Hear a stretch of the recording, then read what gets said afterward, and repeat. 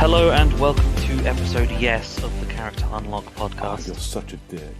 I did tell you I was going to do it. It's the 85th episode. No, it's not. Yes, Yeah, it is. No, it's not. It's the 85th was the last one. It's the 86th one. For fuck's sake, you confused me earlier. Right. I'm John. I'm hosting. And Brooker's penis. My penis. Brooker's penis is a penis. Hello. Brooks, how are you today, sir? Do you want the long answer or the short answer? Both. First one, then the other. I'm all right, mate. I'm all right. I am in a lot of pain at the moment. So Yeah? So I can't remember. Did I talk on the? I know obviously you and me have talked about it, but did I talk on the podcast about my fucking Knee's my not knee up? working. Yeah. No, I don't think you'd mentioned it. So I fucked my knee a few weeks ago trying to train for a marathon that I've never done before, and literally ran 3 miles and fucked it. This isn't. Oh, I woke up today and decided I'm going to run a marathon, so I ran a marathon. This was, I ran most of last year. I was running, so I ran 4 half marathons last year. Wanted to run a full one this year. Training plan started on New Year's Eve. And even on New Year's Eve, I was up and I was running and I was good to go. A couple of weeks ago, I ran 3 miles and had to have 2 days off work because I was in absolute agony. Left it a week, seemed all right.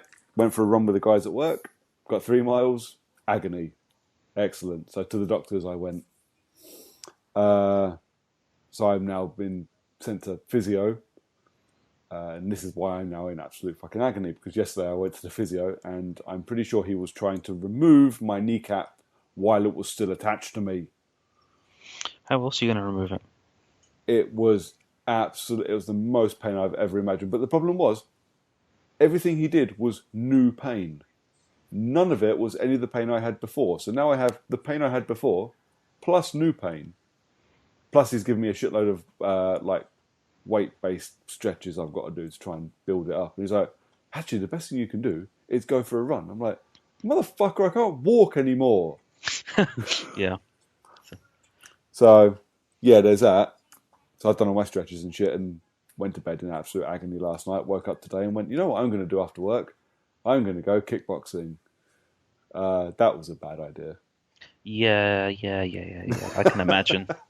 Mainly because it's either you're putting weight on your bad leg to kick, or you're using your bad leg to kick. Yeah. To be fair, it was mainly the stretching that's hurt me. So I got back from work, got back from kickboxing, went for a shower, and I'm currently recording a podcast in my dressing gown because I cannot be bothered to put clothes on. Apart from that, I'm all right. Awesome. Well, it's good to know that you're getting old, getting broken, but you're still living a full life. I do feel old, mate, I tell you. I've got to that point, suddenly, the last couple of weeks, I'm waking up in the morning and going, when I try and get out of bed. So, yeah. Not only do I feel old, I feel like Billy Connolly comedy skit old. Yes, I know. How about you, buddy? You all right? Yeah, I'm good. I'm trying to think. What's changed in my life since the last episode? Probably nothing. I mean, it was before the last episode, but I bought an Apple Watch. But I didn't mention it in the last episode. Nice. What spurred that on? Reasons. Fair enough. And I just kind of did. I just bought one. Yeah, why not? Cheers, son. So now I swear by my Apple Watch. Yeah, so now I've got an iPhone 11, an Apple Watch, and Apple AirPods. Earpods. Whatever the fuck they're called. Someone gets paid too much. That's what that says. That's what that says to me, mate. Yeah, so all I need now is a Mac. I'm basically Brooker. Yep. Need an iPad as well. Oh yeah, I probably won't get an iPad. I can't think of a reason to why I would need an iPad. Oh yeah. I don't use my phone in the house. I only use my... Oh, I lie. I have to use my phone in the house now because WhatsApp won't let you install it on more than one fucking device. That's pretty shit. It is. Because I don't want to look at a small screen when I'm at home. I have a laptop and an iPad. Yeah. Well, I put WhatsApp on my laptop thinking, oh yeah, I'll just use that to reply to people instead of like pulling my phone up whenever someone fucking messages me. Yeah, No, it just uses the fucking phone. yeah, It literally just goes, oh yeah, we'll just sync to your mobile. It may take a little while to do the sync, so because it's not instantaneous. I yeah, was looking at it going, what's the fucking point? yeah. I mean, if I wanted to do like a weird crappy spam where I could do Control V and Enter repeatedly, then brilliant. But other than that, completely useless. Yeah. So. But yeah, so what I tend to do now is I tend to leave my phone out on the side and I let it mirror to my watch, and then my watch will ping if I get a WhatsApp thing. Because I'd have three, I have two WhatsApp groups and one person I talk to on WhatsApp. That's it. One of the groups is you and Lee. One of the groups is the work Rocket League group, which regularly just goes, "Oh look, they're pinging again. I'm going to mute that because I want nothing to do with it tonight." And the other one's just a work colleague that I just chat shit with. Makes sense. So unless I'm talking to either you or the work colleague, then I don't need my phone. No, I think my WhatsApp is literally you and Lee. One for the guys I go to watch Tottenham with, and one for the guys that I play COD with. So the scrim party, as it is. Nice. So all of my old Xbox friends, basically. So that's all, and that's only because one of us doesn't have an Apple phone. There's literally just one person in the group. Actually, in all of those, I'm pretty sure it's just like one person in the group has an Android. Wow. Yeah, so it's Lee, you're letting the team down. I think my brother's been quite a heavy Apple user for quite a number of years. I think longer than me actually, because I didn't get my first iPhone till they started doing the max size ones. Yeah. I can't use the little ones, mate. My hands are No. too big for them. They're really fucking uncomfortable. Yeah, I remember you getting your first iPhone. I loved it. It's like, and you moved away from your that stupidly sized what was it? I had my big old HTC, man. That thing was a Yeah, beast. It was yes, awesome. a huge HTC that you had, and then you moved on to having the 7 Plus, Yep, was it? that's the bad boy. The first big one they did. Yeah. So I had that, and then I went, ooh. So I went iPad, and then Apple TV, and then Mac, and Apple Watch, and the whole thing for me is just Apple now. And my brother was similar, and he's just like gone away and gone. I think he's bought a Samsung phone and a Samsung smartwatch. I'm like, I cannot just the thought of trying to get all of my shit off of iTunes. Fuck that. Yeah, you have now fully committed yourself. This is my life now. If Apple ever goes under, I'm just gonna never watch a film again. Pretty much, yeah. So I'm trying to think, what was my first iPhone was a 3GS, so I started a lot earlier than you did.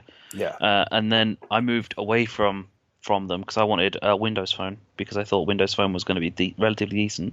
yeah, And they would like it was when they had a HTC contract, yeah, and then Windows Phone ended up being fucking awful, and they changed the OS like since then like multiple times. yeah.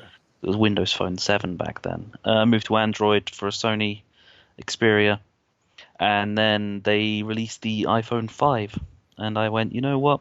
Fuck it, I'm just gonna go back to Apple, and I've not looked back. No, I think the thing for me now, actually, I suppose you're kind of in the same boat. I don't know if it actually affects you the same way because obviously it's a personal thing.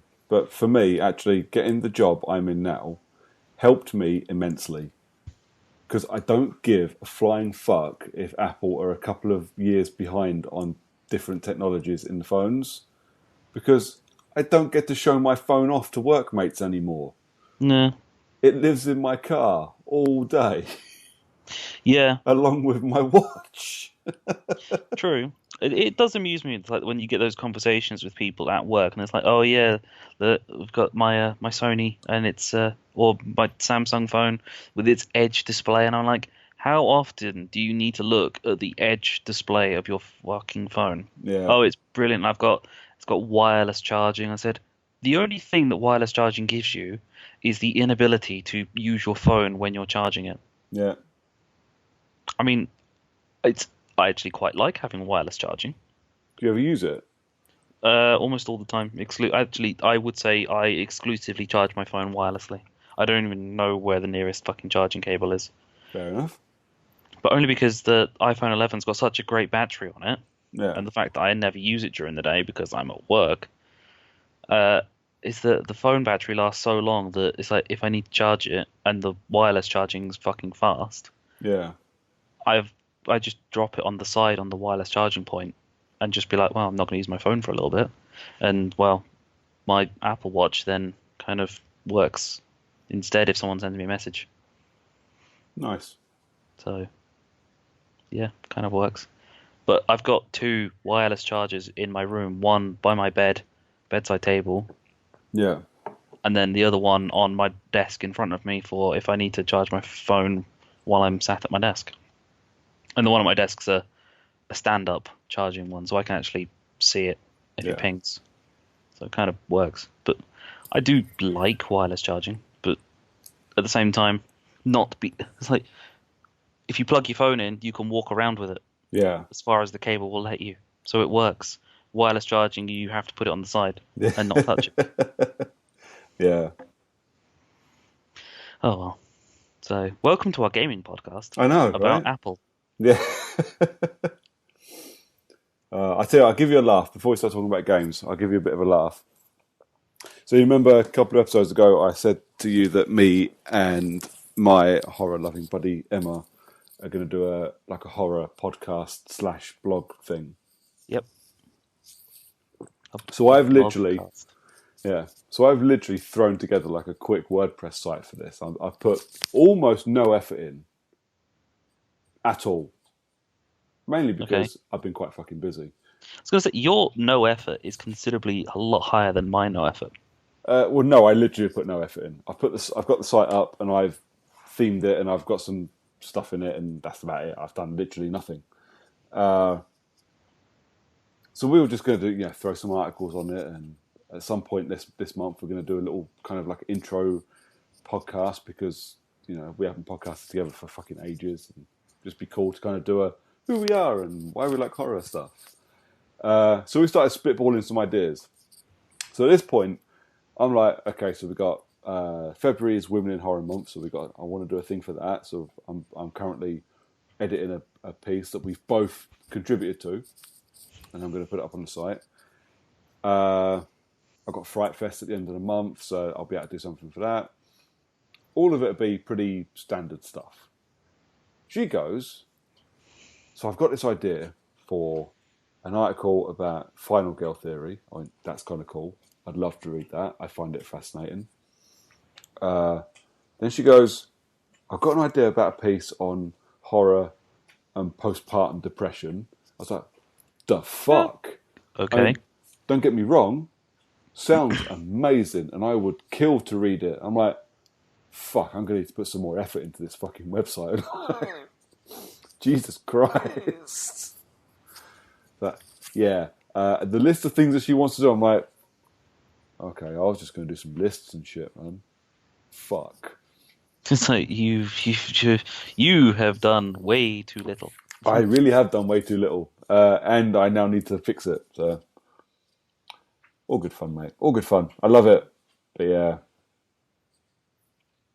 it's going to be a laugh. Anyways, yeah, that's pretty much all I've done, to be honest. In the last couple of weeks, is just dick around with this horror blog thing, and that's it. Yeah, it's good. It's good to know that you're not just slumming it with me on these podcasts, and that you do actually have other things to do. Because, hell, we aren't playing fucking many video games. I really let's am be not. honest. and we're going to get to this when we start talking about games. But I had the opportunity to spend like 3 hours playing games last night, and I was like, I will. And then just as I was sitting down to start playing, I got a text message going, "Oh, who's playing Rocket League?" I was like, "Yeah, me. Yep. I'll play Rocket League." Great. So, fuck it. What we've been playing, because there's no news really, apart from the one thing that we're going to talk about when I'm doing what we've been playing. So Yeah, it is really boring work-wise. yeah, Work-wise? News-wise news-wise, at the moment. that's because nothing's coming. No. We need to get through, like, the first part of this year, so you need to get past Doom and Animal Crossing and The Last of Us and all that nonsense and get to some actual stuff. I saw a meme on today, and it was like there's two types of gamers, and this looks like there was a queue of people by Doom and a queue of people buying Animal Crossing. Yeah. It's like wow, that's not even accurate at all because I don't want either. Don't lie. I would much prefer Doom to Animal Crossing because I've played previous Animal Crossings and they're all about the same. Well, you need to at least rent Doom because that's going to be my choice for gaming March. I fucking know. It's on my rental list. Motherfucker, So you made me play Halo. I know. You made me play Halo to completion as well. No, played Halo Reach to the end of the story. That's completion. That's no. Playing Halo to completion would have been a fucking lasso run on all of the Halos. And I am not lassoing another fucking Halo. Unless it was Halo 3 and we had me, you, Lee, and someone else who was competent at Halo. I was going to say, I'm not competent at Halo. Because actually having four people who are competent at Halo trying to do a fucking lasso run is still fucking hard. Yes. Especially when one of the fucking skulls... I mean, in single player, one of the skulls, if you die, it takes you back to the start of the game. I think. Ouch. No, I think it takes you back to the start of the mission. Sorry. So it's not as bad. But if you play with other people, if one of you dies, you go back a checkpoint. That's pretty grim. Yeah. So you need all four people to basically just go through an entire mission not dying. So, yeah, it's quite fun. Plus, if you add on Grunt Birthday Party, because everyone loves the fucking cheering as you get a headshot. Don't pretend like that wasn't your favourite part. It did make me laugh the first time I saw it. Mainly because I had no fucking idea what was going on. It's just like, you're just walking around. Especially when you're playing with other people. You're just wandering around. You don't really know if there's any fucking enemies nearby, and all of a sudden you start hearing, "Yay!" Just constantly. And then that's when you know there's action happening, but it's a lot of grunts being shot in the head. Right, Brooks, you played Rocket League yesterday. I did play Rocket League yesterday. I don't have much to say about Rocket League outside of the fact that it is like genuinely a really fun game to play with people that you just know you can have a laugh with. Were you playing just like Rocket League soccer, or were you playing like basketball or ice hockey as well? Well, we tend to do a bit of everything. So it tends to be the soccer, the ice hockey, the basketball, the I've forgotten what they call it. There's another one where you just have to kind of break the floor in the other team's half of the arena. And then once you've broken the floor, a hole appears, and then you have to get the ball in that hole. Okay. No, I don't think I've seen that one. I've seen a couple of the experimental stuff, like some of the ones with like really fucking obscure shaped pitches. Yeah. Oh, it's really, some of it can be quite naff. Like the exploding floor thing is quite naff. But there's modifiers you can do. So you can have like weapons in it now. So you'll get like every 10 seconds you get a new power up, and it's, freeze the ball or run around with, suddenly you have these spikes come out of your car. So if you get near the ball, it will stick to your car and you can just pelt it to the fucking goal. Nice. And shit like that. It's fun, but it's one of those things. So you remember how when we were playing Halo, I was really fucking bored because it wasn't fun playing the game, and it wasn't fun talking to you two about playing the game because the game was really fucking boring. Rocket League is the complete opposite. Because it's fun to play it, it's fun to talk about. Well, it's not even as fun to talk. You don't need to talk about it. You can be talking about absolutely anything because all you're doing is hitting a fucking ball with a remote control car. But it's such a lot of, like, we've had points where there's 8 of us, and all of these guys are from work. There's 8 of us from work sitting there driving around in 4v4 chaos mode. It is absolutely fucking bananas, but it is so much fun. It's just such a, and I had one guy, I got one guy into trouble because I kept crashing into him and making him explode, and literally his battle cry became "fuck off, Brooker," and like he shouted it so loud his wife told him off. It's quite funny. All right.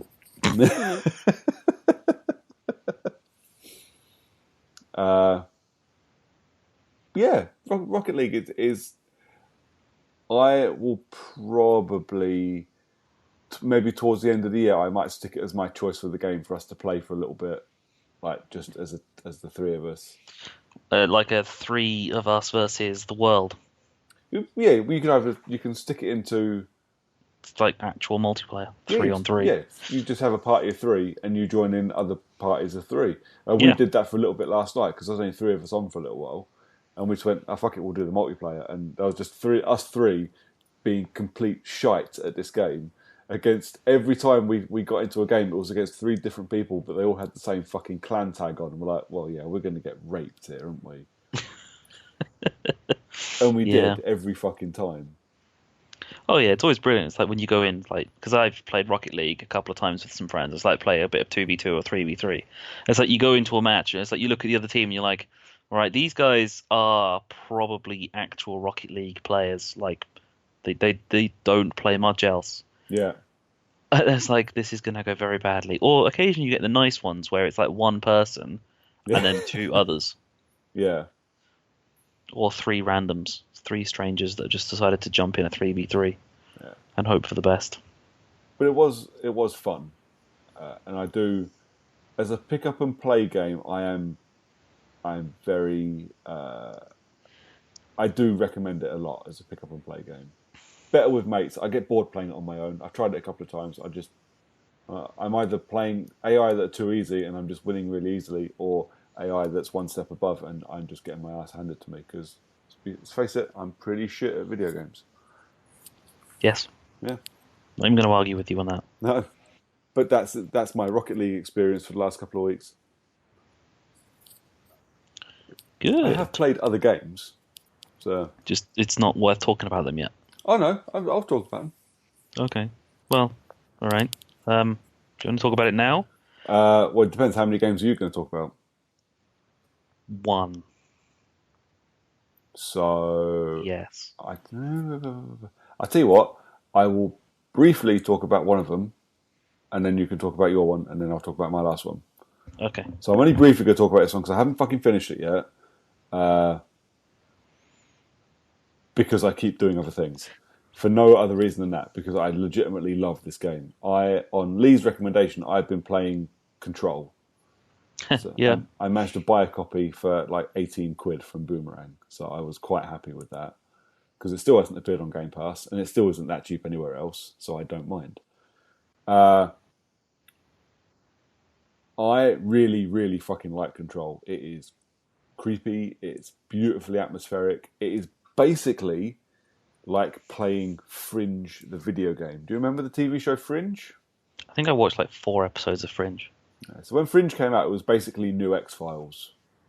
I may or may not be in a Fringe podcast. Ugh. I may or may not also do an X Files podcast on occasion. That I already knew. I just like talking about shit, and I'm quite good at talking about shit. So You are good at talking. I am. Not usually about anything worth talking about, but I can talk. So yeah, it's basically you are a random person. You walk into this place, which is the Federal Bureau of Control, and weird things start happening. So you're going to investigate something that happened in your past. I'm not going to ruin any of it, mainly because I've only got halfway through the fucking game. You go into this federal building, trying to dig up secrets from your past, and weird things start happening, and you have to start fighting your way out of strange and varied situations. But what makes it Fringe-like is that it's got this kind of overarching story where we live in a world where certain things have weird powers that they're not supposed to have. and they in turn give you powers as well. So I'll give you an example. I went into one area, and you get like these training areas, and if you like succeed and get through the training area, which you should do because they're not designed to stop you from doing it, they're just designed to teach you something. Yeah. You find an object of power, and in this one particular instance, this object of power is a safe. And if you find the safe, you're then endowed with the power that the safe can provide, and that power in this instance is like a shield, a projectile shield. So you then suddenly have a shield, so when people are shooting at you, you are now protected. And this is how you get your powers and things. So this is the mechanic that's put into the game to give your character all their many and varied different powers as the game goes on. But it's the first game in quite a long time, probably since Dishonored, where I have sat and read every single collectible document I've picked up. I've read it. Every video I've watched, every audio file I've listened to. I walk around looking at the environment. I look at the pictures because the pictures change. There's pictures on the walls and things happen to them depending on what's going on. It's really, really fucking bizarre. And it was really cool that it was one of those games where I picked up instantly. I'm not saying I'm clever for doing this. You're supposed to pick it up, I'm sure. But I picked up instantly that something had happened to a room that I walked into 5 minutes previous. And things have changed. So I was like, oh, let's have a look and see what's changed. And when you start spotting the changes that have been made, you're like, oh, I wonder what this is going to do. It's that kind of weird, almost fucking noir mystery thriller about it as well, but with this lovely little sci-fi twist. Like I say, I haven't finished it. It would be really cool if I could get to the next episode and have finished it, because I'm really enjoying it and I don't want to not play the fucking game. But yeah, that's Control. So far, I'm really liking it. Well, I mean, I'm really glad that you're like enjoying a game that you aren't necessarily playing as often as you probably should be for a game you like to play. To be fair, I've been so fucking busy recently, just with work, with stuff at home, just in general. I've been up to my eyeballs, and when I've had time to play games, it's never really long enough to actually put in a session. Well, it's not just that. I'm just so fucking tired, mate. Yeah, and the thing with Control, like Rocket League's great. I switched on Rocket League last night, and I can play it for 2 hours and accomplish absolutely nothing. But Control's the kind of game I want to spend time on and concentrate on and sit and enjoy.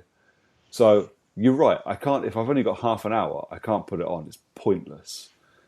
But also, I need to be alert enough to be able to sit and enjoy the game and sit and enjoy what's going on. Which, you know, when you've got a full-time job and kid and all that other shit, that those times are fewer and further between for me. Yeah. But that's the only reason I haven't finished it, and the only reason I'm not playing it. I'm genuinely enjoying it, and I wasn't expecting to enjoy it as much as I am. And I've said to you and Lee a couple of times on the WhatsApp group, I'm getting really fucking annoyed that I don't have time to play this game because I really want to play it.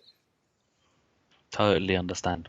Because, well, I mean, I don't have the exact same issue, but I have so much time sometimes, is that literally I look at my games and be like, oh yeah, I could just play that later or another time. Yeah. And then end up doing something completely different and then not actually getting around to playing the game that I was kind of setting aside to play. Yeah. Like a weekend not that long ago, I was playing Kakarot and I was just thinking to myself, I need to play FIFA because there is a card that I want to get, but you need to do some online play, and I wanted to save it for a day I wasn't at work during the day rather than playing at the weekend. Oh, yeah.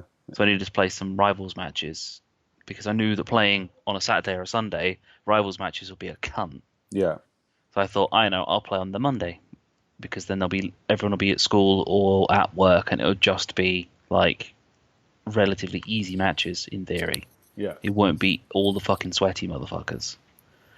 And then ended up playing Kakarot pretty much all day until like, because it was only a couple of things I needed left to do on it when I was playing it, And it's like those a couple of little niggly things that I was doing took the best part of about 5 hours. Yeah, And by the time I got around to me finishing it and going, oh, I should probably move on to playing FIFA, it was like I looked at the time, it was like almost 4 o'clock. I was like, well, there's no point fucking going on it now, yeah, and just decided against bothering because it wasn't something that was like important to my team. It was just a nice to have an upgraded version of a specific card. yeah.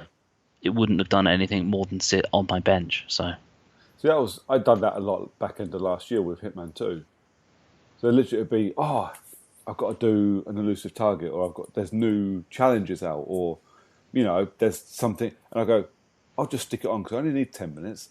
The elusive target will take me half an hour. I know where the guy is. I can go to and a quick half-hour play will turn into 4 hours of doing yeah, challenges and shit. And I'm like, well, I've already finished this game 4 times. Why the fuck am I still playing it? I have other games to play.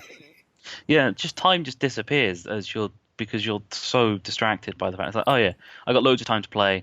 I'm gonna do this quick, clean and dirty, Yeah, nice, nice grab of the old, just like a quick 10 minutes on a mission, and it's like 3 hours later. Oh yeah, I wanted to play this instead at yeah. some point. And I'll be honest, this time of year, it's hopefully it calms down soon. But this time of year is so busy, like with other stuff. Back end of football season is nuts because there's no football on at a reasonable hour. Yeah, So you're staying up late to watch football, which means I'm too tired to play games the rest of the week. It's Oscar season, so all the Oscar films that came out in October in the States are suddenly coming out over here. So I'm spending a lot of time at cinema trying to get these films watched. yep, You know, and all these films are 2.5 hours long, which turns into a 3.5 hour cinema trip. yep. It's time, mate. I need a good lottery win so I can quit work and just focus on doing fun shit. Well, that's the thing is you win the lottery, you quit work, and you don't end up doing fun shit. No, I for sure wouldn't. I'd just hermit, living on fucking Watsits and Ribena. It's like forever just getting deliveries from Tesco and Amazon. Absolutely. So Anyway, you've got a supermarket that's literally walking distance away from your house. You would still get it delivered. shit, yeah, son. I'd get it delivered from that supermarket as well. Oh yes, definitely. It's the only way to play. Yeah. All right, mate. Come on. What game are we going to talk about for? What Okay, have you so been playing? I played, didn't finish, but I've probably reached the end of my rope with Need for Speed Heat because the game is.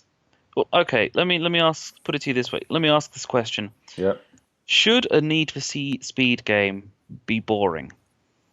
No. No, it should not. Somehow, this one has managed it. I played Heat for not very long, and I only sent it back yesterday because it's been sat on my fucking shelf, waiting for me to Yeah. post it back. Yeah, I played it for about 20 minutes, and frankly, it was like watching flies fuck. Yeah, it's. I don't know what it is about it. It's not difficult. That's possibly one of the things that's wrong with it is that it's not difficult.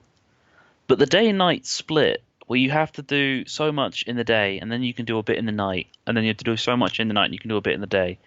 And it's the split of if you race in the day, you get money. If you race at night, you get reputation. Yeah, But you need to try and find the good balance between the two. And there is a story that's happening, but you don't really know what's happening for the story, and you can't continue the story without doing X number of other races. And just there's one thing that I desperately want to disappear out of racing games: go on. open world maps. Yes. I fuck it. If I could not drive to a race, I would be very, very happy. I mean, okay, you can design and build your map, and you can make your tracks on the map as much as you want. Give me the option to fast travel to race starts, especially if I've just driven to on a sprint race where I have to drive like I don't know, 14 miles Yeah. on a single long fucking straight of the road into the furthest top left-hand corner freeway. and then the next race in the series is back in the city. I don't want to fucking drive all the way back. No, I want to fast travel. I no. get it. Need for Speed Heat has fast travel locations in the garages that you can drive past and get into, but you still need to drive and find those places. Yeah. So I That's, think I've mentioned this a few times when we've been talking about racing games, like over the years, because Forza Horizon annoyed me with this as well. I don't like open world racing games. I like, and we were talking about this game before we started recording as well. Need for Speed Hot Pursuit. yes. Need for Speed Hot Pursuit was amazing. It's one of my favourite racing games ever. And one of the big draws of it is you have an enormous map, but all you have to do is select what race you want to do. Yep. You see this enormous map, you go, I want to do this race. It's a knock everybody out race. It's during the day, bang, that's my race. And it takes you to the race, and it just takes you to the start. Yes. Easy. It's exactly what I want in a racing game.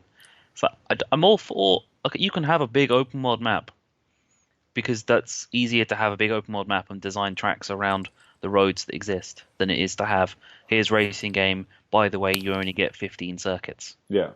And then in those 15 circuits, you get a couple of different variations of the circuits. That was the biggest problem the most recent Grid game had, was that you only had, I think, at most 14 locations. Yeah. I think there was near like 50 plus tracks, but you only had like 14 locations. Yeah. Need for Speed, great, because the tracks can be almost anything you want out of the available roads, but I can't be fucking asked to drive the entire way around the map multiple times just to do 3 races No. in a row. Because you go looking at your races and you see, oh yeah, the start point for this one's right next to the start point from that one. Where is the finish line? Oh, the finish line is all the way over fucking here for this race, so I should probably do this one first. And then look, oh wait, the finish line for that one is all the way over here. So it Yeah. doesn't matter which one I choose. I need to go fucking drive for a good 20 minutes after doing a 10-minute fucking race. Yeah.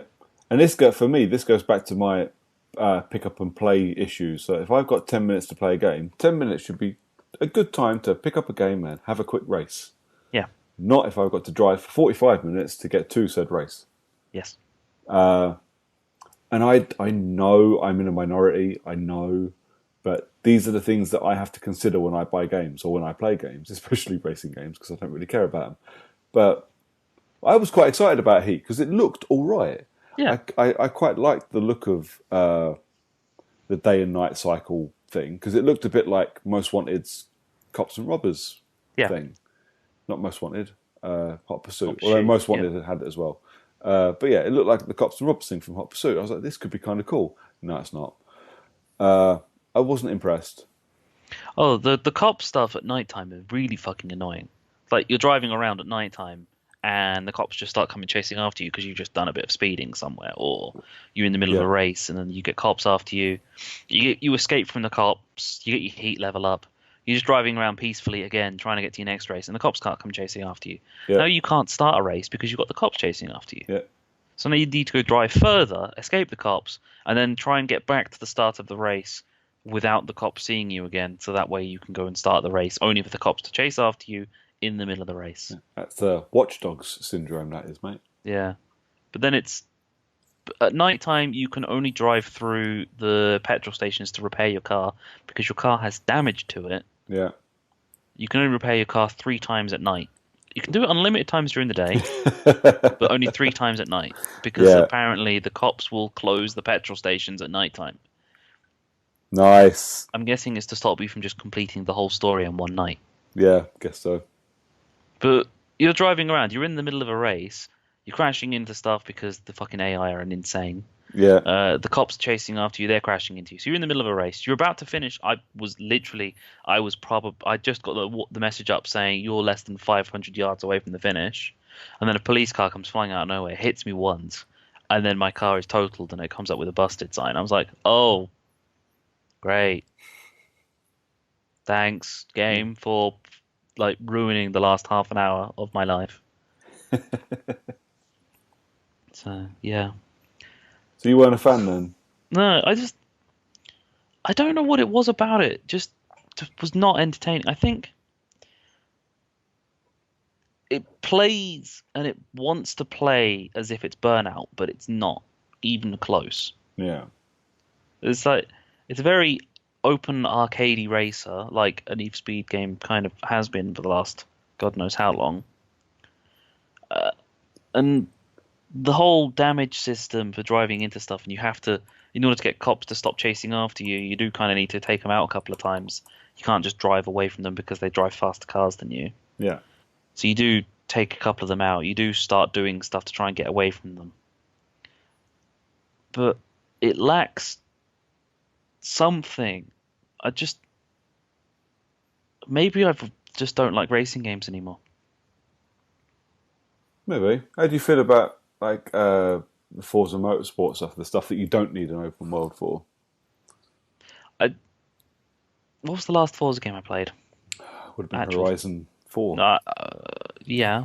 I meant Horizon 4. I kind of half enjoyed. I preferred 3 set in Australia, but 4 was okay.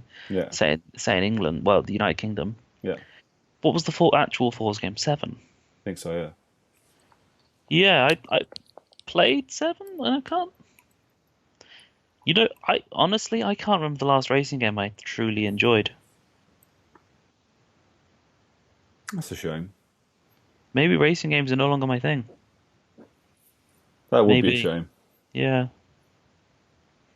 It's not Football Manager, that's the problem. Well, that is the problem. It's not Hitman either, mate. Yeah. So I'm gonna send back Need for Speed Heat. I think literally because it's sitting on my side. Still, well, it's in the case right Yeah. now, but it's not been put back into the wrapping for Boomerang and sent. But I am now doing that exact thing. I'm putting it back in the wrapping and I'm peeling off the sticker. So it's going back to Boomerang now. So there we have it. It has been decided. Need for Speed Heat is not a game for me anymore. Well, And maybe the next Need for Speed, mate. maybe because the next Need for Speed is not being made by the developers of the last couple. So Yeah, so we were talking about this before we started recording, weren't we? So they're going to be... Yeah. So Ghost Games who have made the last few Need for Speed games, are stepping away from the Need for Speed brand, and Criterion are going to be going back to it. So what did we say they made? They done Hot Pursuit and Most Wanted, didn't they? and Burnout games. And Burnout Paradise, most importantly. More Yeah. important than anything else, they made fucking Burnout Paradise. They also did Firestorm for Battlefield. Yeah. And the racing stuff for Battlefield Hardline that no one Yes. talks about. Oh, I liked Hardline. I liked it. I loved the kart multiplayer stuff. I thought it was fucking great. No one else did. I thought the campaign was fucking brilliant on Hardline as well. Probably one of my favourite campaigns in a Battlefield game. Yeah. So yeah, they're going to be back doing Need for Speed games. So for people like us, we see changes of developers on games and we go, okay, yeah, I'm kind of interested now. But the market for people who would be buying an EA Need for Speed game wouldn't go, oh, look, Criterion are back making a game.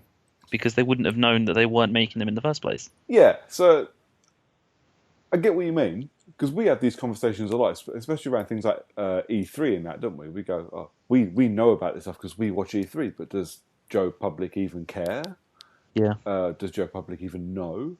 And I think, for the most part, the answer is you've hit the nail on the head. Do people care? No, probably not.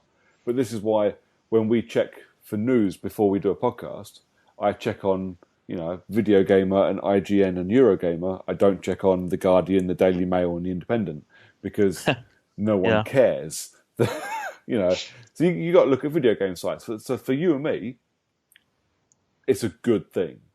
Yeah. For me, it's definitely a good thing. I'm very excited. I will probably not buy, but I will definitely be in the front of the line to be renting and possibly buying the next Need for Speed game if Criterion are making it. Absolutely. I mean, I'll be honest. When I load a game up, and I do sometimes notice the developers, and I go, "Oh yeah, it's these guys that made this game." Yeah. But it's not just the Joe Public. It's the people that you know that play video games, not as much as the guys like us, Lee, and the 3 other people that are listening to this. Yeah. Hi guys. Hi. It's the people that you just randomly bump into in like that you happen to notice like video games when you're at work with them, Yeah, and they go, "Oh yeah, I really liked game X, but I didn't like the sequel." And it's like, well, the sequel was made by a completely different company, and yeah, then a new company came back, the original company came back for the third entry, and you didn't play the third entry because you didn't like the second one. yeah, Like a lot of people with BioShock, it's like people loved BioShock 1. People didn't really like BioShock 2 that much, and because of that, not many people played Infinite. yeah. When in reality, 2 didn't have the same developer as 1 No, and Infinite. Or you get people say, "Oh, I didn't like this game, so I've kind of just not bothered with the rest of the franchise." Well, the rest of the franchise was different developer. It's like a different publisher is now making this game because they dropped the game and then someone else picked it up and it's moved to that and it's actually now really good. Or well, Call of Duty is a classic one, isn't it? Because people, even most people that play Call of Duty know that there's a rotation with developers.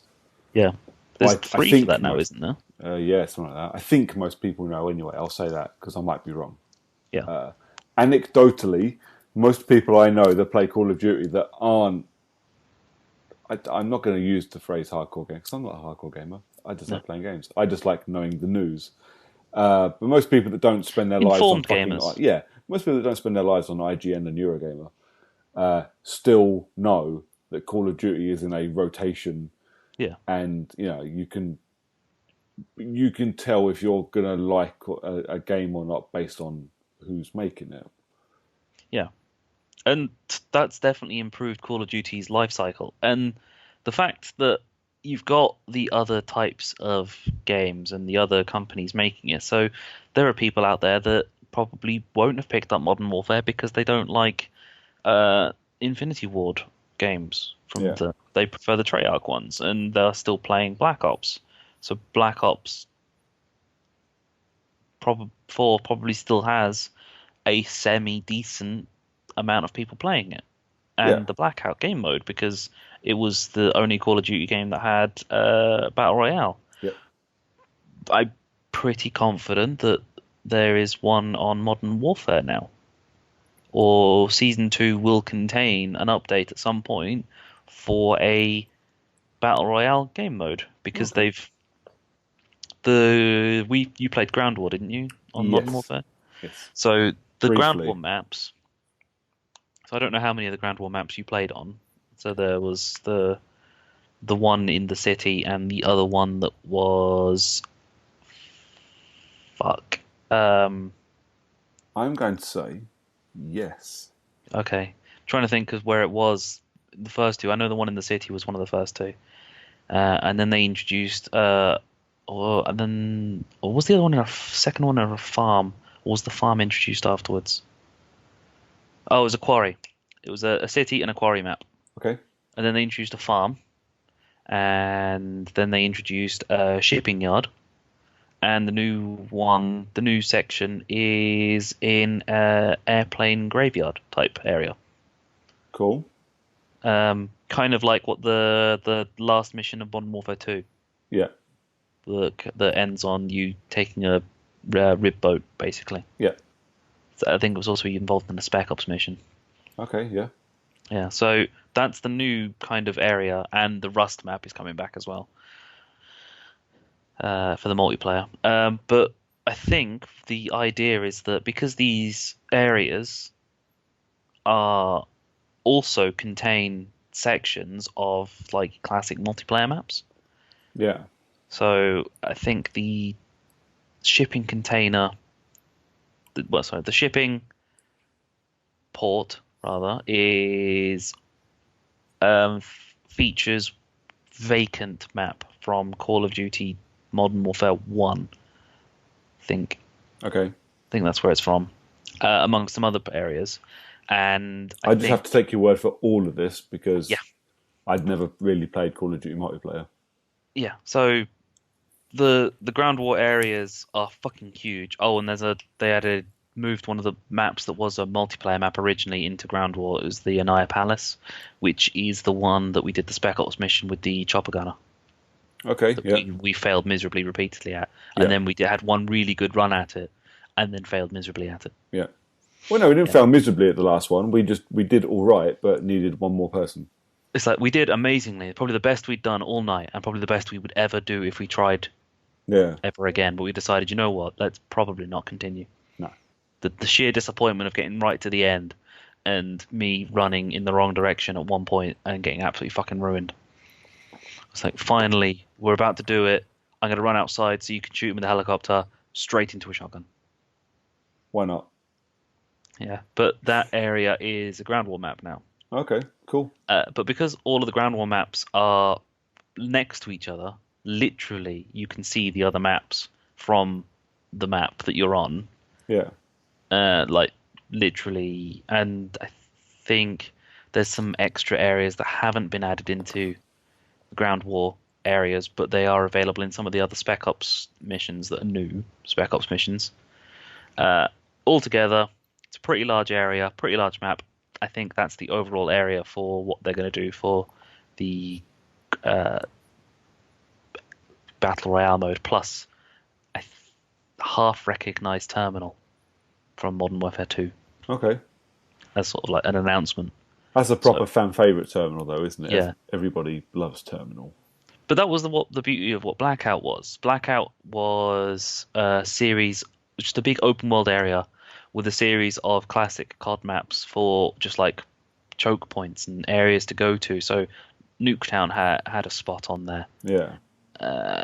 The docks from one of the Black Ops games was there. The Ghost Town from one of the Black Ops games. The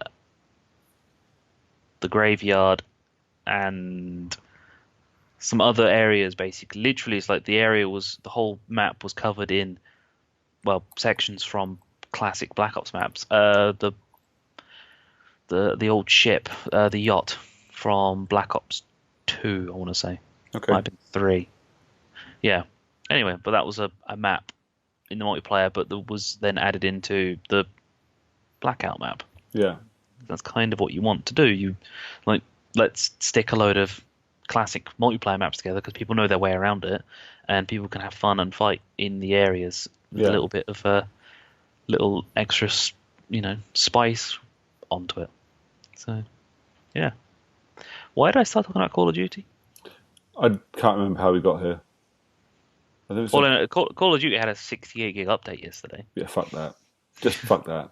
at 6 p.m. You said literally- that, and I uninstalled it. Literally, it's like flicked on my Xbox. I was thinking, I'm gonna get the new update for Call of Duty, and I'm gonna play some Season 2. It's like, fired it up. We've got an update, 60 gigabytes. Well, I'm not playing that tonight. Yeah, well, you said that. I was like, right, I'm uninstalling that because no matter what I play, that's going to trash my fucking internet for 2 hours downloading that.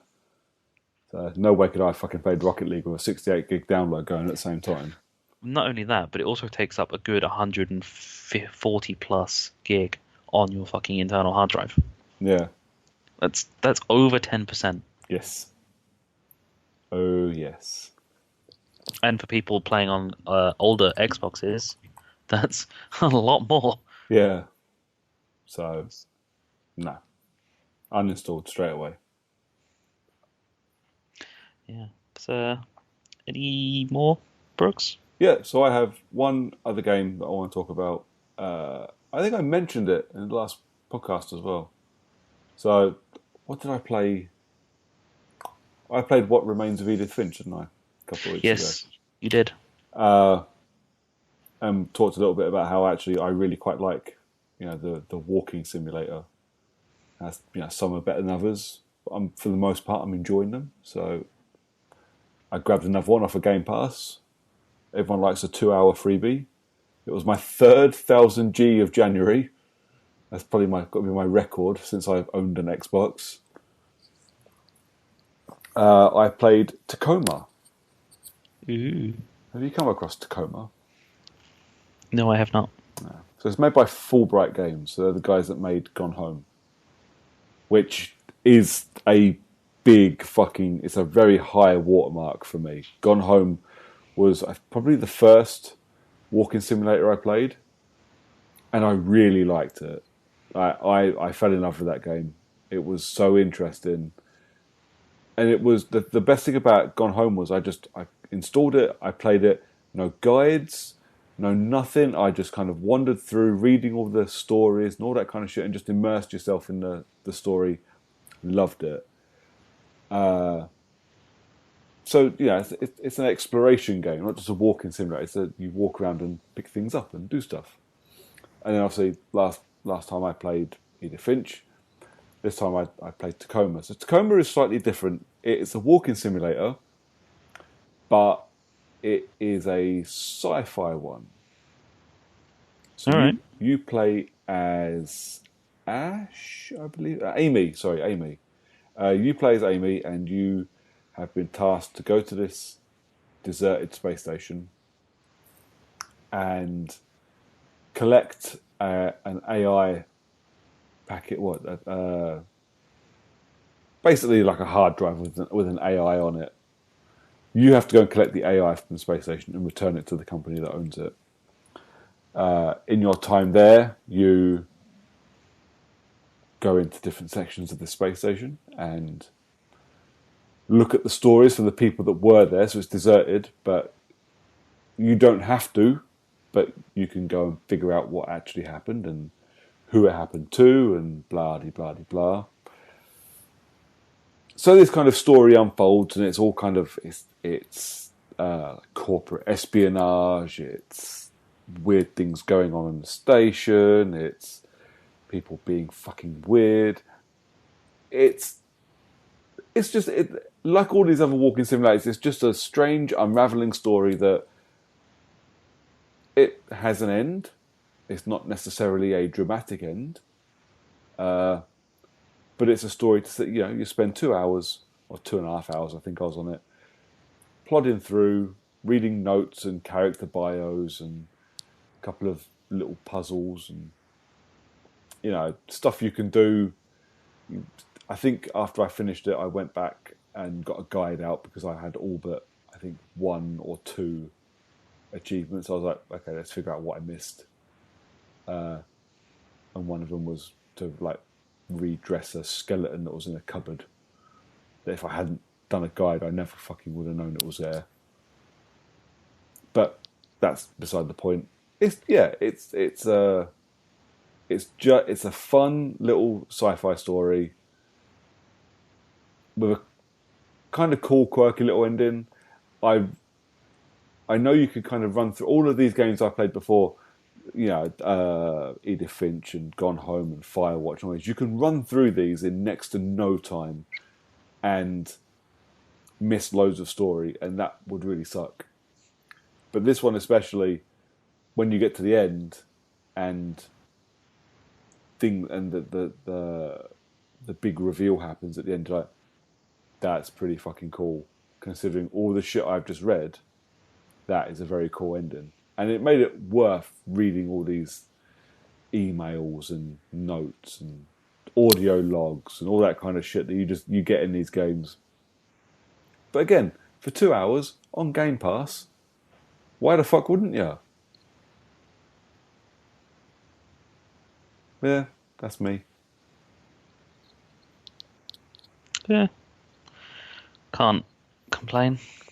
I mean, everybody loves a good game that gets you out of your head and inside your head at the same time. I mean, I'm a sucker for a good story. I've said this a million times. I will take a good story over a long campaign or graphics or any of that shit. A good story beats everything for me.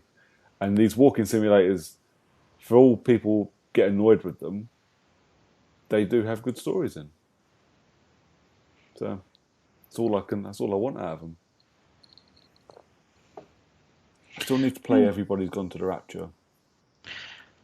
Yes. Maybe that's my next one. I don't know if there are any others on Game Pass. I just kind of spotted that one was there the other week and went, yeah, I'll do that. That one rings a bell. I feel like someone's recommended that to us or you or maybe even me at some point in the past. I don't know why. Strange. I think that was the last big one, wasn't it, of these walking simulators? Yeah. After you had Firewatch and It all kind of started with Gone Home and then went to Firewatch and Edith Finch, and I think Everybody's Gone to the Rapture was one of the last big ones because they fell out of favour quite quickly. Well, that's because everyone who'd played them was kind of getting a bit, okay, let's just play some more walking simulators. And Yeah, then, I think if you only play them, then it's going to get really old really quick. But okay, I did only play them because I only played Control for a few hours and then a bit of Rocket League. But like the other ones I've played, they've been split up by Call of Duty and Battlefields and whatever else I played between them. So yeah, one every now and then, not a big deal at all. I think they're quite worth it. yeah. Um, so I'm going to add on slightly into this with my own little thing, and I'm just going to continue on the whole theme of I'm playing pretty much any game that I can possibly come across on Boomerang. Okay. Out of the sheer disappointment that was not being able to get hold of Train Sim World because I got an email from Boomerang saying that they weren't going to stock it in the end. Oh, okay. Yeah. So I've actually at the moment now got The Fisherman Fishing Planet. Oh, for fuck's sake, man. The hell? Yes, it's exactly what you think it's going to be like. I've not played enough of it to talk about on a podcast, so that's going to be one for the future. Fair enough. But I will do everything in my power to have it mostly out of my way and send it back to Boomerang in time for getting the next game on my list that is probably something I probably shouldn't be picking up, will end up anyway. I think there's a Super Monkey Ball game on there. Wow. I'm pretty sure there's a Super Monkey Ball. I want to say Banana Blitz. Okay. But yeah, so I'm gonna end up with a Super Monkey Ball game next, probably. Nice. But I will do everything in my power to make sure I've got a spot available in my Boomerang rental list, and so I can get Doom Eternal on release. And then have it for the best part of a week before we end up getting around to playing it. Yep.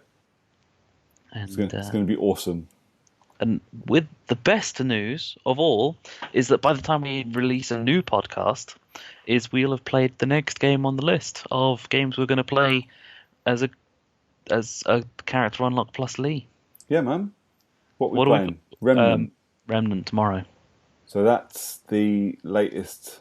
That's the free-to-play one from Gunfire Games, the guys that are now in charge of Darksiders. Correct. And then it's your turn, and you've picked Doom Eternal, nice and early. Yeah. And then it's back to me, and I don't have an idea of what I'm going to choose. Well, we shall see. Yeah, it could be awful. I say could be. It will be fucking awful. Trying to find games with 3-player co-op or 3-player online is surprisingly difficult. Yeah, there's not much. Plenty of 2. Yeah. Loads of 2. You Loads of realise we're 4. going to end up playing fucking The Division again, aren't we? No. Anyways. Or we're going to somehow end up playing The Division game, but set in the mountains. Yeah. Ghost Recon. That's the bad boy. Yeah. Are there any other... Just The Crew. No. Just no. Not happening. Watch Dogs Legion. I mean, at least Watch Dogs Legion might be fun if it ever Yeah. fucking comes out. It is set in England. Yeah. Set in, post-Brexit England, and that's just modern day England. Yeah. it's just England. It'll be London on the day of release. Yeah. Anything else? What else can I think? Any other games that have got big multiplayer to them outside of like Call of Duty? I really don't want to put you guys through that. Call of Duty is easy though, and fun. True. And that's the big thing. Call of Duty is at least fun. Yeah, we could just stick 3-player, do some Spec Ops stuff. Yeah. Try and do that Spec Ops mission where one of us is in the chopper gunner and then we can actually have two people running around shooting stuff. We still won't get anywhere. No, but at least we'll have the ability to revive True. rather than going down and going, oh, we just fucked this one up because we've got a helicopter who can't revive people. Oh, we were fucking terrible at that game. We're terrible at most games, Brooks. Yes, we are. It's half the fun. Yeah. What else is possible? Nope, Gears of War is no point. Well, I'm not going to put you through another Halo game. You put me through whatever you like, mate. You can't. If, well, I suppose if by some miracle we get to the end of the year and it's my choice again and I can't think of another fucking game, because we all get 4 each, won't we? Something like that, yeah. So if 3 I get each. 4 each, yeah. 4 each, so I'd be, what, January, April, August, Yep. and that can't be right.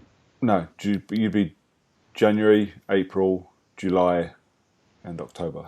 Yeah, I was going to say, so if it gets to October and I can't fucking find anything, we're going to play ODST. Just because that's the only other good campaign. Or I might try and force a lasso out of Halo 3. Just to fuck you. See, feels like I could do worse to you. You're already making me play Doom. Fuck you, dude. You made me play fucking Halo. You might enjoy it. Yeah, you never know. To be fair, Lee might be able to find a game that we both want to just stab him Yeah. with. Are we all done then, mate? I think so. I'm actually kind of looking forward to playing tomorrow night's Remnant. Yeah, it should be fun. Quite. I can't remember any of the controls for it. It's been a while since I played it. Yeah, maybe we shouldn't have done the tutorial that's that long ago. Yeah, I played through that quite early. Yep. I think we've all got different classes at least, so we've got that going for us. Yeah? Yeah. We could have made a really bad choice. Oh, yeah, we could play Destiny. Oh, for God's sake. There'll be a new Destiny update come October. Might even be Destiny 3 by then. Jesus. That sounds terrible to me.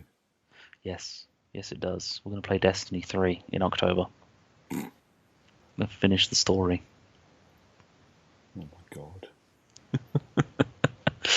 Right. On that amazing thought of you playing Destiny again, despite the fact that you really don't want to play any Destiny games ever. Yeah. Fuck you, dude.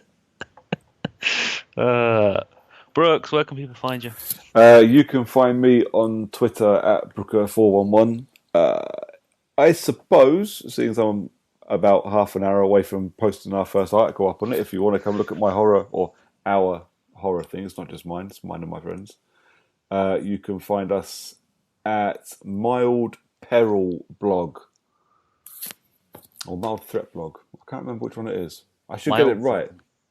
It's important to have it right for when you're telling people about it. It is, really, isn't it? Let me have a look. Hold on. It is the Mild Threat Pod. So it's actually the Mild Threat and Peril podcast. But yeah, come find us at Mild Threat Pod, all one word, on Twitter, and there will be hopefully plenty of horror-y stuff appearing. Yeah. Yay, mild. Well, it's a bit of a piss take on the thing you see on the BBFC title cards. It's like, 15 rated for mild threat. Okay, what does that mean? And slight peril. What? What's slight peril? Oh no, I might fall off this cliff, but only slightly. Yep. So yeah. Cool. Yay, more podcasts and things for you. It's going to be more about the writing than the podcast. The podcast will only be once a month or so, I think. I probably won't ever guest on it. Probably not, because you don't do horror stuff. Exactly. It'll be a very awful guest appearance. It's like, and my buddy John. John, how are you? I don't like horror. Bye.